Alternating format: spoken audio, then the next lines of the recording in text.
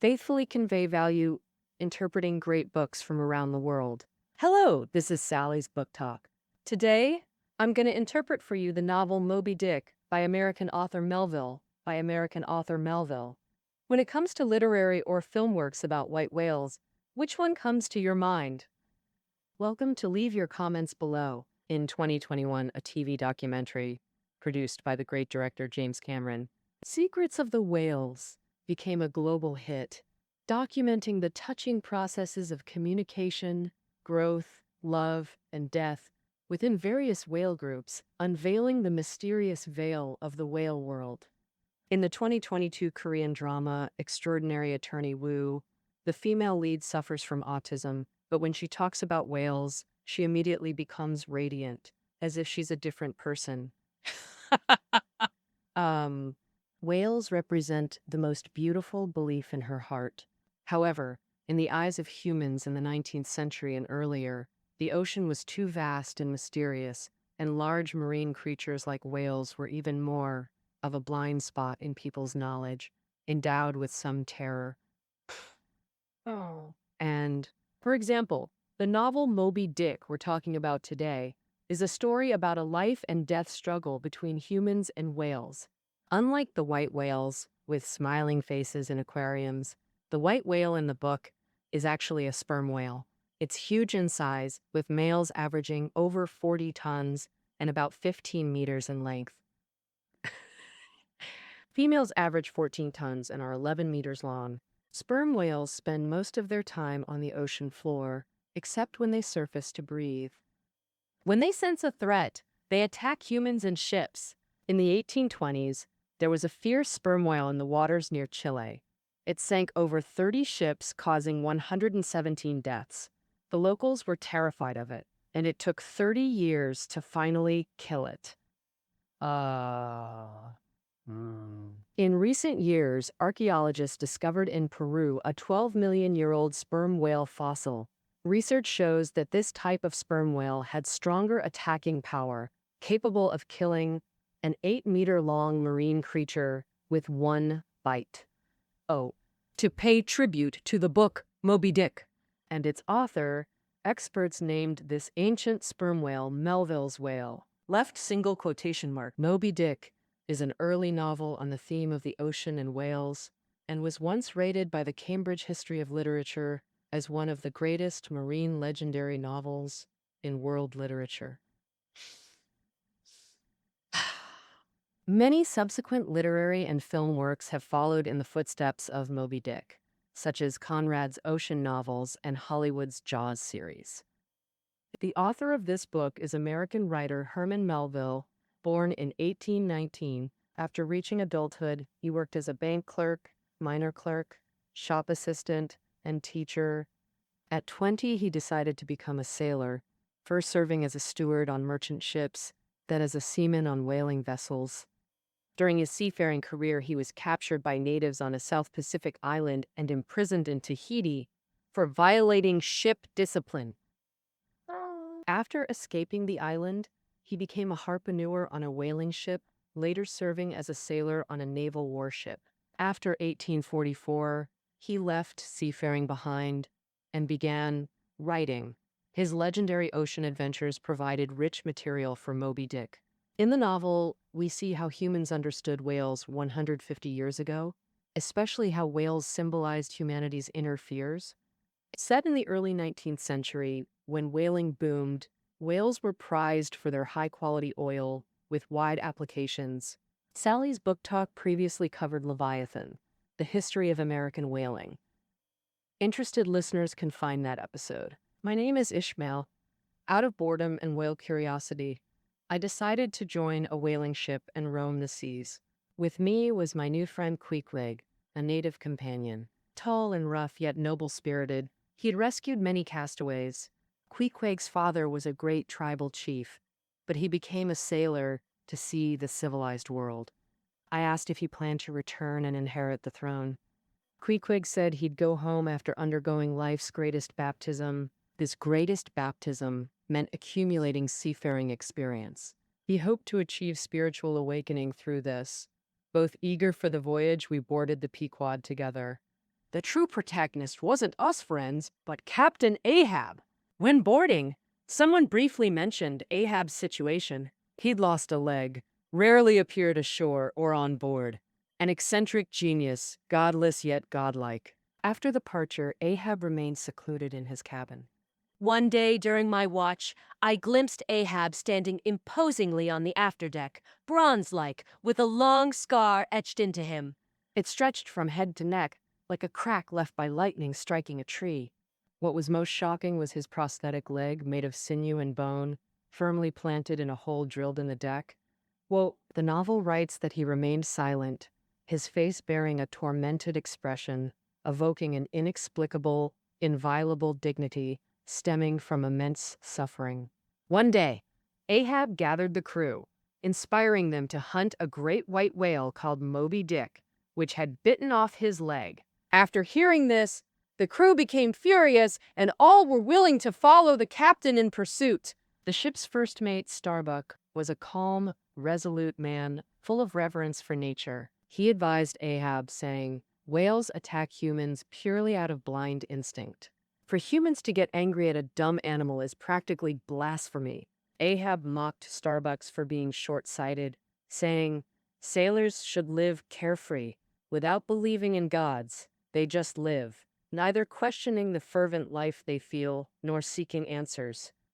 On the surface, chasing the white whale is just the essence of a sailor's profession in Ahab's mind, but in reality, he has deeper reasons for doing so. This requires recalling the story of his encounter with Moby Dick. The last time Ahab encountered Moby Dick near the Sea of Japan, in pursuit, 3 small boats were smashed, and the sailors on them fell into the ocean's whirlpools. In the chaos, Ahab luckily grabbed a boat, seized a knife, and lunged at Moby Dick. He wanted to plunge the 6-inch knife into Moby Dick's body. At that moment, Moby Dick's scythe-like jaw swept under him, like a lawnmower cutting grass, biting off his leg in one bite. Moby Dick swam away, as if intentionally sparing Ahab's life, and Ahab had to return with the remaining sailors. On the way back, the sea wind howled, blowing against the ship. Day after day, he lay in the cabin, his injured leg repeatedly aching, and he occasionally fell into delirium, babbling. However, in his mental derangement, the life force within him not only didn't calm down, but became even more violent. The closer his mental state approached madness, the more intense his hatred burned, and from the depths of his soul, an obsession for revenge gradually emerged. The crew had to tie him to his bunk, and from then on, Ahab saw Moby Dick as the incarnation of death, the devil, and evil. If he didn't eliminate this entanglement, he couldn't go on living. The book says he piled all the anger and hatred ever felt by his entire race onto the white hump of that great whale. And his chest was like an old cannon, firing his boiling heart as a cannonball. From this, we understand that Ahab's voyage was to fulfill a deeper purpose, not just to kill Moby Dick and satisfy his hatred. More importantly, to calm the restless force raging in his soul day and night. Ishmael saw this clearly. On one hand, Ahab's manliness embodied the noble essence of humanity. He is humanity's solemn declaration to the Creator. Fate is unconquerable. He possesses formidable power to break all curses. He himself was a godlike existence, an unquestionable truth. But on the other hand, such manliness could bring disaster. If applied not on a ship facing the ocean and whales, but to human society as a dominant principle, it would become a terrifying force. As the book extends, when discussing the whaling ship's hierarchy, the captain's self-centered thoughts become an irresistible dictatorship. Such figures are usually not the most intellectually gifted. On the contrary, those who end up at the helm are often those with base intentions, and base things harbor immense power. Once cloaked in the aura of extreme political superstition, it places fools in power on solemn occasions. Although in terms of both intelligence and courage, Ahab himself is considered a top-tier figure. But regarding his madness, Moby Dick is a creation of his own mind. The creature symbolizing the devil and evil thoughts, an external projection of human paranoia, whose end must be destruction. In truth, Ahab's tragic end was predestined. The name Ahab comes from the Bible, originally referring to an evil king of Israel. The prophet Elijah warned him, "I will bring disaster upon you and wipe you out." At the novel's beginning, an eccentric old sailor hinted this voyage was absolutely perilous. During the voyage, a sailor driven mad by whaling uttered crazy words, making ominous prophecies about the Pequod. The atmosphere grew increasingly terrifying. For example, while searching for Moby Dick, the crew killed other whales they encountered. The whales were dismembered, their blubber and heads cut off and hung at the bow for processing. Seabirds circled the whale's head, rising and falling, while the headless corpse drifted to open waters where sharks gathered, greedily devouring it. To balance the ship, they had to kill another whale and hang its head on the opposite side. Truly a horrifying death port-ending scene. The journey thereafter, step by step, confirmed fate's inevitability. Ahab, obsessed with the white whale, studied its migration patterns and inquired about its whereabouts from passing ships. Finally locating it near the Sea of Japan, Ahab lowered a boat and slowly approached Moby Dick.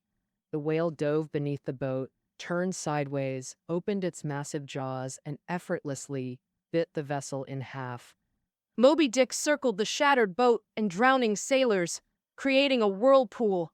The Pequod charged into the vortex to rescue the crew, exhausting the entire day. The next day, Moby Dick leaped from the depths, its entire body breaching like a dazzling mountain. The white whale charged head-on toward the boats, tangling harpoons and lances into chaos before calmly swimming away. On the third day, Moby Dick's speed noticeably slowed. Ahab closed in and drove a specially forged harpoon, twisted from 12 iron rods, into its eye socket. In agony, Moby Dick plunged into the sea with full force. As it turned, it spotted the Pequod and charged straight at its bow. Through the mist, its face revealed punitive hatred and eternal malice. The Pequod's hull cracked open, seawater flooding in instantly. The harpoon line tangled in deck grooves. When Ahab bent to free it, the rope caught his neck. He was flung into the sea like an arrow. Meanwhile, the ship slowly sank until even the mast tip vanished. Only Ishmael survived, clinging to a lifebuoy until rescued by a passing ship. Captain Ahab and all 29 crew perished, including Ishmael's friend Queequeg, who had vanished during the final days. Perhaps Ishmael couldn't bear describing his friend's death. Thus ends the tale, with Captain Ahab as pivotal as the white whale itself. Moby Dick. Many tales and legends about Moby Dick circulated among the whalers. In some legends, it was a mythical sea beast with a uniquely snow-white forehead, a pyramid-high hump, and a body streaked with marble-like patterns. White always symbolizes ghosts to many, and it attacks with remarkable intelligence. Its retreat is often a tactical maneuver for fiercer counterattacks. People even feel its actions surpass what any low-intelligence creature could achieve. In some legends, it's the most distinctive whale.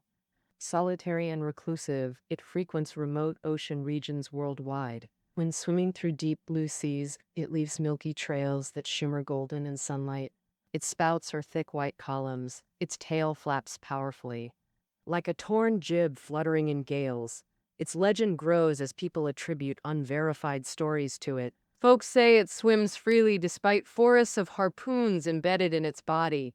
It symbolizes supernatural power. Some claim it's omnipresent and immortal. Some legends paint it as righteous punisher of human atrocities. I have met a British whaler whose captain, sporting a prosthetic arm, shared his tale. Once, while charging a whale pod, he'd secured a harpoon line to one. But as he circled the captured whale, a massive shape burst from the depths, a colossal whale with milky white head and harpoons near its dorsal fin. It viciously bit the harpoon line, teeth gripping the rope. When crew pulled, the tethered whale escaped. The captain tried killing it, but got hooked by a harpoon barb on its body. The whale plunged deep. His arm was torn clean off. They had believed every word. That whale was Moby Dick. Moby Dick, angel or demon, good or evil, friend or foe. Narrator Ishmael offers no definitive answers to these questions. Moby Dick is nature's creation, autonomous, governed by evolutionary imperatives. Nature knows no moral divisions like good or evil, or friend or foe. These are human constructs. Moby Dick exists majestically. His legendary mystique reflects humanity's sublime awe when facing incomprehensible vastness. Many sublime things carry terrifying elements.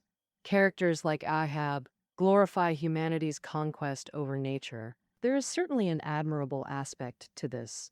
But when he channels all his rage and cruelty onto the white whale, thinking killing it will destroy his inner turmoil, it merely exposes human narrow-mindedness. Beyond Moby Dick's core symbolism, the author weaves rich content, literary excerpts, detailed cetology, and whales' psychological impact. For example, Chapter 32, Cetology, details whale classification. Folio whales, largest, octavo whales, medium, and duodecimo whales, smallest. This classification likely mimics printing terms, folio, octavo, and duodecimo paper sizes. Each category has subtypes. Folio includes sperm whales, right whales.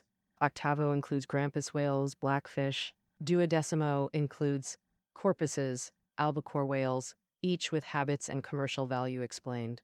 These seemingly digressive sections function like historical context in human dramas, essential for understanding motivations and consequences. Specifically, they 1. Educate readers about whales for better understanding of whaling scenes. 2. Depict the global whaling industry, especially in capitalist Europe and America, their obsessive pursuit of whales' commercial value. This grows increasingly relevant amid modern critiques of European colonialism. Regardless, these expansive details ripple around Moby Dick like concentric waves. Together, they capture the ocean's wonder while condemning human overreach. Crucially, this diverse content flows through the author's emotionally charged prose, not cold scientific writing, but vibrant literary language. As when describing the ocean, ponder this green continent, then weigh sea against land. Doesn't it mirror something strange within yourself? Just as the fearsome ocean surrounds the verdant land, there is an isolated Tahiti in the human heart. The island is filled with peace and joy, only besieged by the fears of an unfathomable life. May God bless you, and never leave that little island. Once you leave, you can never return. Through these words, we can sense the author's grand vision, his infinite love and curiosity for whales. This emotional language is also a common characteristic of many 19th century literary works, and everyone should seriously appreciate novels like Balzac's The Human Comedy and Tolstoy's War and Peace.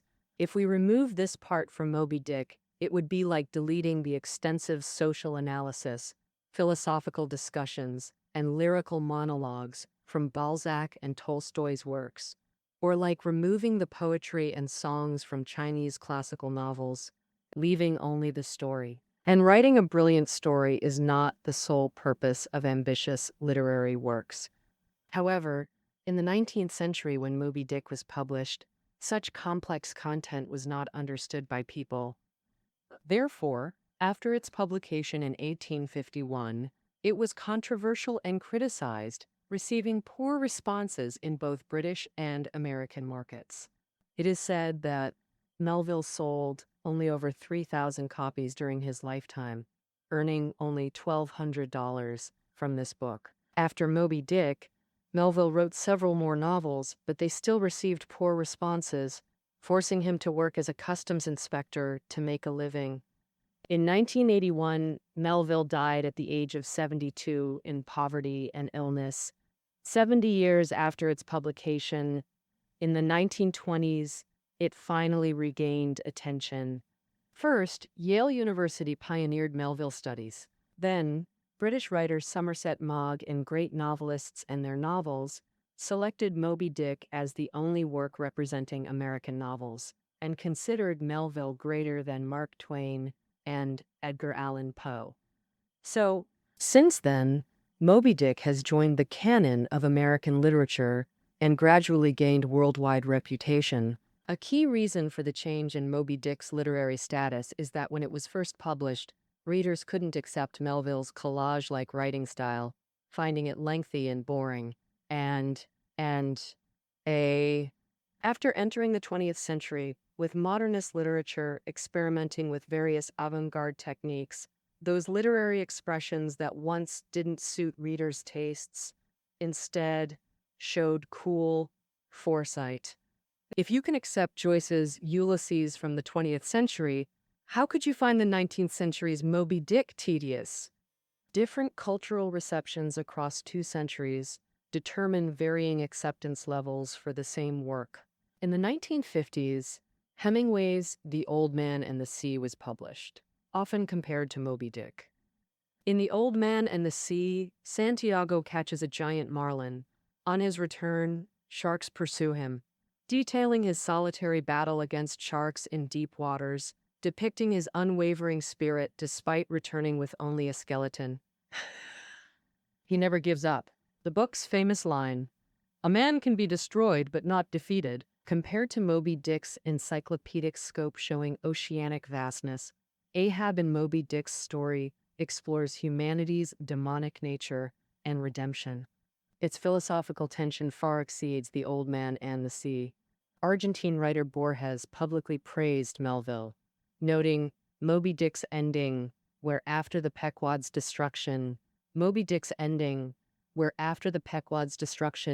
ghastly shrieks of seabirds over yawning whirlpool, pallid breakers lashing its steep sides, then all collapsed, and the great shroud of the sea rolled on as it rolled 5,000 years ago. Borges said this recalled Ulysses drowning in Dante's Inferno. The waves made our vessel whirl 3 times round. At the fourth, the poop rose, the prow went down, as pleased another till the sea closed over us. Both descriptions capture the sea's eternal, terrifying essence, yet simultaneously reveal a stunning beauty. As a modernist master, Borges possessed extraordinary literary sensitivity. His nuanced interpretations remind us that literary appreciation lies in grasping subtle details. Recently, with eco-literature's rise, Moby Dick's oceanic and cetacean depictions gain acclaim. Eco-literature focuses on nature's fate, critiquing human actions, especially technological disasters. Moby Dick can be considered one of America's earliest ecological literature masterpieces, published before David Thoreau's famous Walden. The book Moby Dick extensively documents human whaling, history, and technology, while offering clear critiques. For instance, Ishmael once went to the ship's oil refinery to observe workers, then returned to steer, but staring at the flames too long made him dazed, nearly causing an accident. He said to himself, "I need to stay alert. Don't trust the burning fire. The firelight renders everything eerie and terrifying in its flickering tongues. Those refinery workers look like devils with glaring eyes and bristling beards. The only comforting light is the sun. All others are deceivers. Fire, originally a technological start for humans to conquer nature, here makes people lose their way and sink into stupor." Different writers and critics have opened ways to approach Moby Dick from various angles. The novel itself is like a vast ocean. You can flip to any section and read. It might be an anecdote, a myth, or a character sketch of the blacksmith or carpenter on the Pequod. They're like a small glimpse of the seascape you see from a coastal spot. You can shift scenes, but each section reveals uniquely interesting content. Thoughtful readers, through Ahab's cruel yet wise monologues and his deadly duel with Moby Dick, bring their own historical experiences to complement humanity's noble pursuits and madness. The dialectic of self-destruction unconsciously plants a seed of vigilance in us. Beware of your arrogance. All right, that concludes our introduction to Melville's novel Moby Dick. The reading notes are below the audio. We'll see you next time.